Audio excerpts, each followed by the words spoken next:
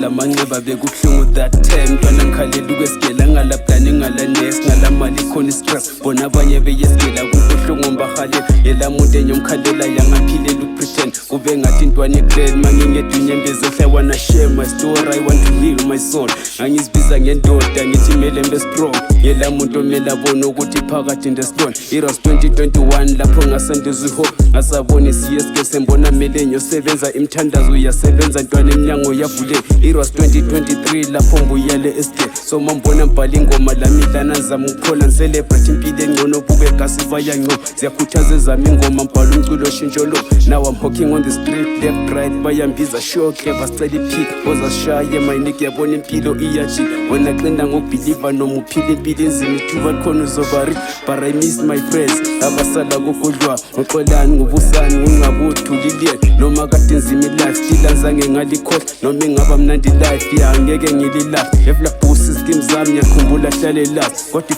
iflapusi lela kusidi